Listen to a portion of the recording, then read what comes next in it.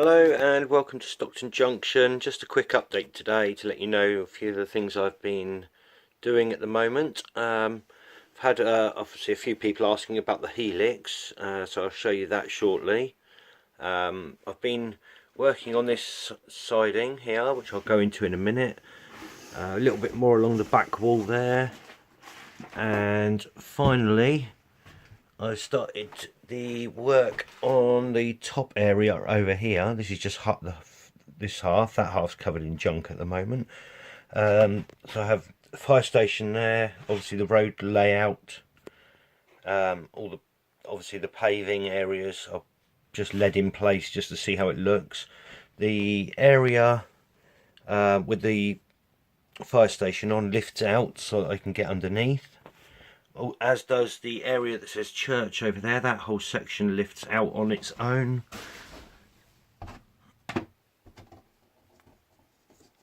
Like so, for access.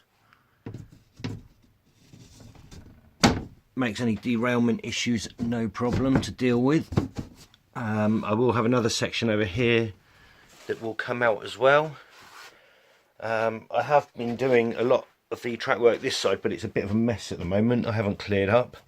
So this is some of the track work done over here, and my fuel points that I've nearly finished, not quite completed yet, but there are a few more bit of detail bits to go on there yet. Just put in place at the moment just to see how it looks. A few bits along there. I've also started work up this end here. This is where my engine shed here will sit. And you can see it's a bit of a mess because I've got loads of bits and pieces I'm working on. I originally bought for this area, sorry I wasn't prepared for this bit. I originally bought for this area a kit from Scale Model Scenery, which I was going to use, which is this hard standing kit.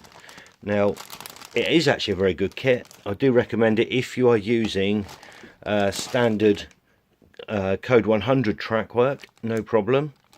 This is the P code for the code 100.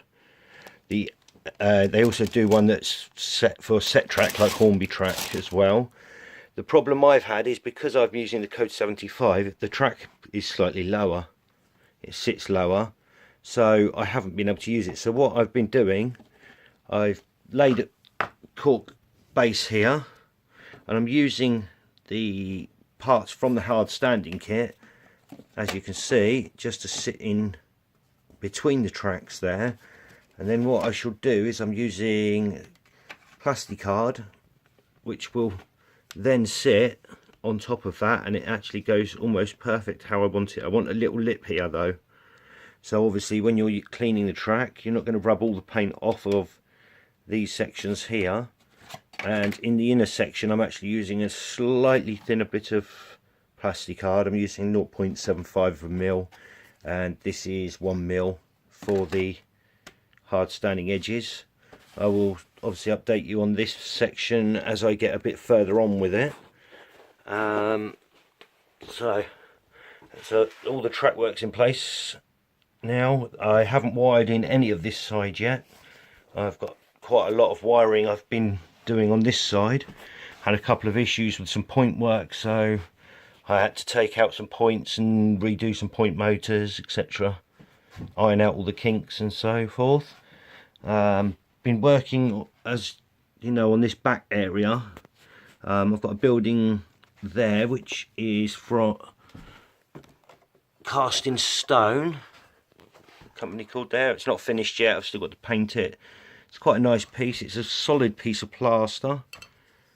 It'll look quite good when it's painted up. Just lead up there for the moment. I've also got, as you can see along there, some sections. This was an old Pico engine shed. I'm actually going to convert those into a big industrial unit, something along the lines of that.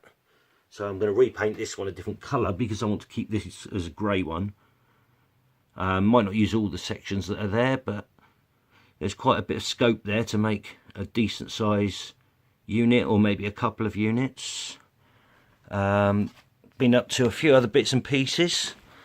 This is a Bachmann Syncraft signal box. I can't remember the code number for it at the moment. I've repainted it. The brickwork was a totally different colour. Didn't like it at all. The railings were blue. Didn't like those either, so repainted all the railings. I've got some new doors to fit on it. I've repainted the doors in red. Just got some signage to do for that yet. And I've been laying out the cable trunking sort of in a rough area of where I want it to be, as and where I make it. And I've still got a lot of signalling to do yet before I lay all the trunking down in place, because obviously I want the trunking to go to the signalling, so I need to work out where all my signals are, etc. before I lay all the trunking. Worked on a few other little bits and pieces over the last few days. I've got this walkway to do, which I'm planning to use somewhere here. I haven't quite worked out where yet. A few other bits and pieces I've sorted out. I've also been, as I said, I had a go at some weathering. I ballasted this section of track. It doesn't actually look as good on the camera as what it looks in person, but I've done various weathering. Bear in mind, this is the fueling depot, not the engine loco refueling depot, but for tanker wagons to fill up, etc., to be dispatched around the country. So I've got a lot of oil stains and slag dirt, and there is also these lighter colours here is meant to be diesel fuel spillage colour. I basically bought this kit here for depot areas and sludge tracks. I also bought a couple of other colours to go with it as well and tried it out. It doesn't look too bad for heavy weathering. I wouldn't necessarily use something like this on your main track work, but for a old siding that's in heavy use or an engine depot, I think it actually looks really good. And this powder here, this black sludgy thing, as it's described there, sludge tracks, is very, very good. It's basically a weathering powder. So once you've put some of your pigments down, you can put the powder down as well. And it goes quite well in once you've laid like a base of like something like the track wash, which is the main dirt colour, and then you can use something like this, the powdery stuff, and it sort of sticks to the colouring pigment that you've put in, and it's quite good. I also had a go at using the light rust wash, which is quite hard to see, but you can see the sides of the tracks are definitely not as shiny as maybe, I don't know if you can tell the difference there, but it definitely does dull down the side of the tracks a little bit and looks quite good, although I would have liked a slightly more rusty colour for a siding like this, so I may give them another coating. Basically that's about all I've been working on at the moment. I'm doing a lot of behind the scenes wiring and such like, so that takes up a lot of my time at the moment. But then here is my Helix. The back seam will be changed, so don't worry about all of that. As you can see, it goes down quite a long way. I haven't done the track work underneath yet. I've started building the sections there, but I haven't got much further than that yet. So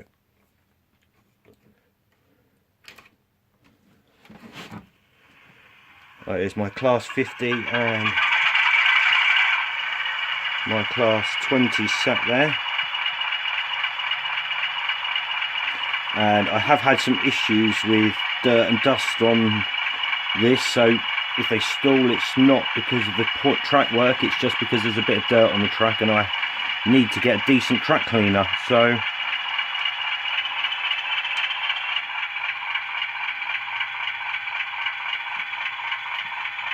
as you can see, that just pulls away lovely.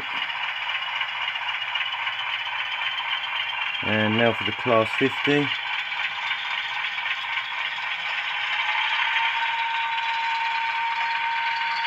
No problem at all. It does pull away just the same with coaches on. It's installed there. That's just dirt issues. The class 20 is going down instead of up. I actually wanted that to go up, so it's always what happens when you're recording something live. Oh no, it is going up. That's me being an idiot. And there you go. But obviously I've still got to wire in all this end yet. This actually, none of this, it's got wiring to these points here, but they're not actually connected to anything. I haven't connected them to the bus yet up there, so obviously it's relying on power going from the bus all the way around there, which is not ideal. I do need to connect up my wires, but I haven't had time for that with all the wiring up the other end that I've been working on. So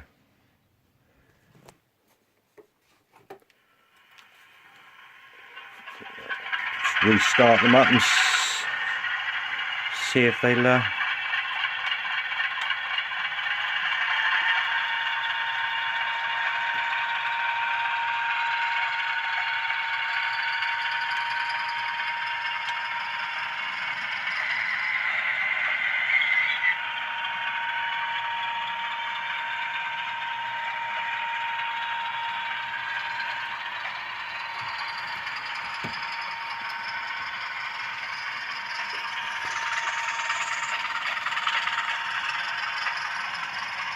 as you can see, they have no problem moving on this.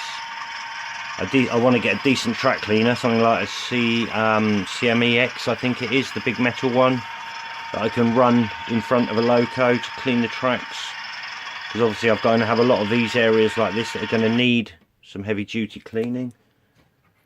Oh, walked away with the controller again, sorry about that. And you see how quickly that just pulled in straight away. That 20.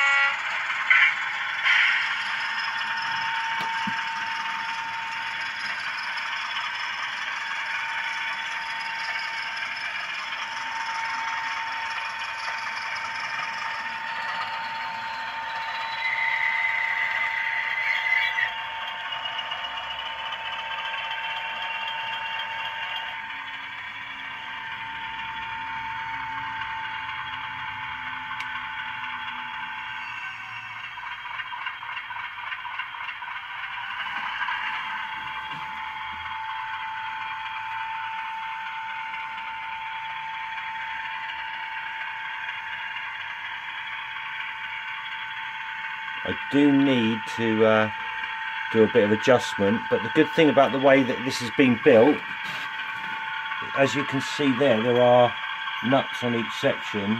I can actually raise or lower them to adjust it as I see fit. So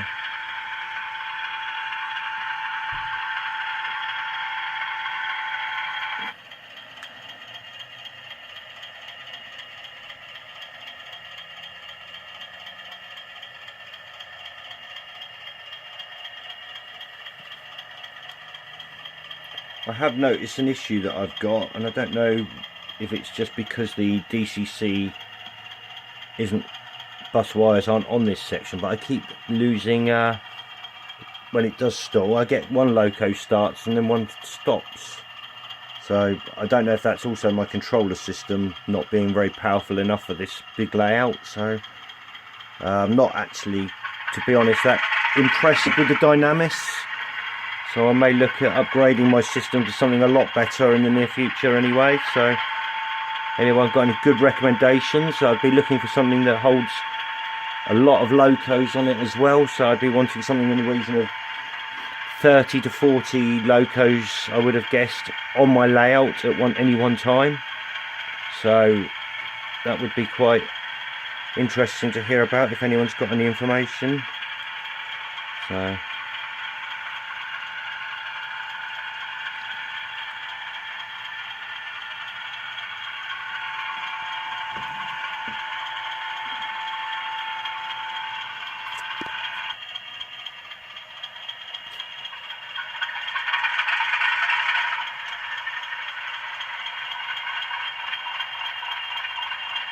just stop that 20 there.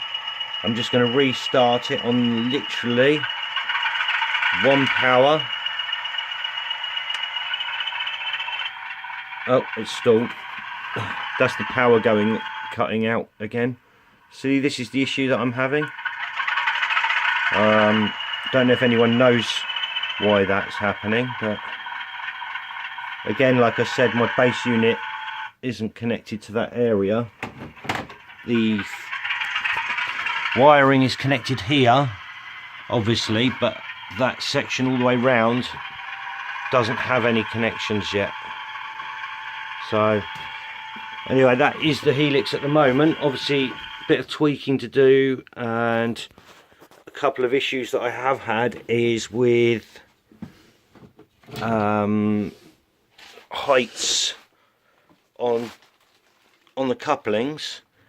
As I'm using the KDs here, I've noticed some locos have the coupling at slightly different heights to another, and also it's things like that cause the actual wagons or coaches to unhook themselves on the curves there.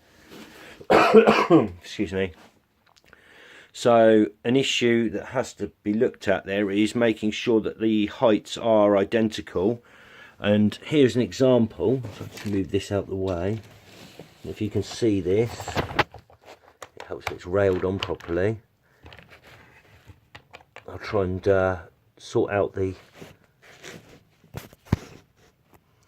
zoom there, but as you can see, one is much higher than the other. So something like this would cause these to uncouple on the Helix because it's a tight curvature. But you also get this problem with the locos as well. Some do and some don't. I'm just going to bring my 20 over a minute, and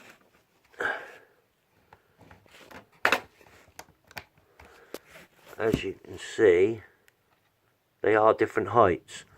Now that difference of 2 or 3 millimeters, in fact it's probably about 2 millimeters or 1.5 millimeters, that will cause an uncoupling. Even though they're quite tight here at this point, because one is slightly, ever so slightly higher than the other, as you can see the knuckles just sitting up a little bit, that will cause the coach to come unhooked. Great, autofocus isn't brilliant when it doesn't actually work.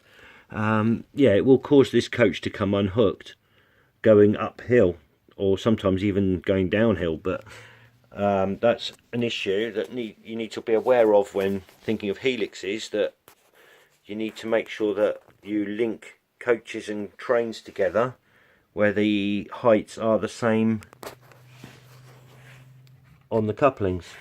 For instance, obviously I wouldn't be able to run this wagons with this coach, not that I wanted to, but you know, because of the height difference, unless I adjusted the pockets and everything, which would be quite fiddly, I would have thought. I don't know if anyone's got any also information on this sort of thing. It would be most interesting to know about, so it might save me a few problems. And hopefully next time I'll show you the Helix. I'll have it all running a bit better because it will have had a good clean.